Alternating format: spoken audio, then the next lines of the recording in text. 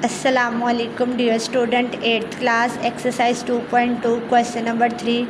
Find the general term of the following arithmetic sequence 6, 13, 20, 27 and so on. We know that an is equal to a1 plus n minus 1 into d.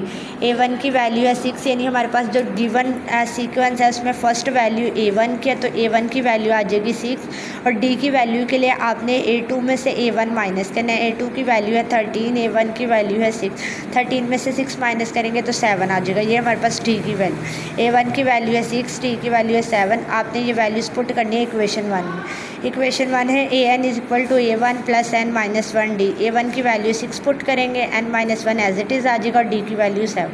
7 को n से multiply किया 7n, 7 को 1 से multiply किया 7, 7n minus 7, 6 में से 7 minus किएंगे तो -1 आ जाएगा, 7n माइनस 1। तो हमारा जनरल टर्म का अरिथमेटिक सीक्वेंस आ जाएगा 7n माइनस 1। सेकेंड क्वेश्चन पे मूव करते हैं। सेकेंड क्वेश्चन है 5, 7, 9, 11 एंड सो ऑन। आपके पास जो गिवन सेट दिया गया है वो है 5, 7, 9, 11। a1 की वैल्यू आ जाएगी 5, a2 की वैल्यू हमारे पास 7 है, 7 में से 5 माइनस किए 2 आ जाएगा। तो हमारे पास जो डिफरेंस आ रहा है वो 2 का आ रहा है। अब फॉर्मूला लगाना है an is equal to a1 plus n minus 1 और d। इसमें वैल्यूज़ पुट कर देंगे। a1 की वैल्यू आ जाएगी 5 और d की वैल्यू आ जाएगी 2। 5 प्लस n माइनस 1 इंटू 2, 2 को n से मल्टीप्लाई करेंगे 2n आ जाएगा, 2 को 1 से मल्टीप्लाई करेंगे -2, -1 से मल्टीप्लाई करेंगे -2 आ जाएगा। 5 में से 2 माइनस किए 3, 3 प्लस 2n हमारा क्या आ जाएगा, आंसर आ जाएगा। नेक्स्ट क्वेश्चन नंबर 4 पे मूव करते। क्वेश्चन नंबर 4 है which form of the arithmetic sequence 1, 4, 7 so on is 91। यानी आपने बताना है कि 91 जो nth टर्म है वो आपने बताना है कि ये कौन सी है। यानी an इज़ इक्वल टू 91 है।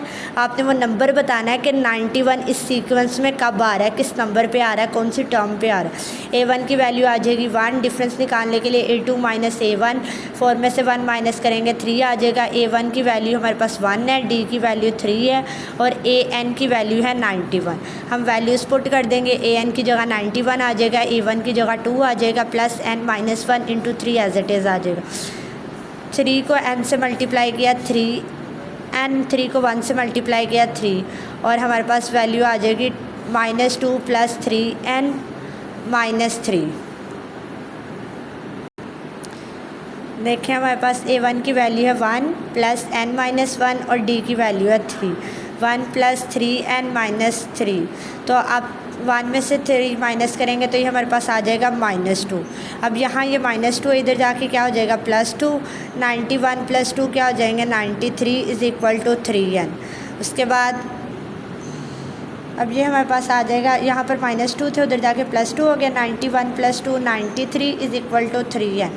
3n इज़ इक्वल टू 93, 3 यहाँ पर मल्टीप्लाई हो रहा है, उधर जाके क्या हो जाएगा डिवाइड, 3 1 ज़ा 3, 3 3 ज़ा 9, 3 3 ज़ा 9 और 3 1 ज़ा 3। तो n की वैल्यू आ जाएगी 31। यानी 91 जो है वो इस अरिथमेटिक सीक्वेंस में 31st टर्म है।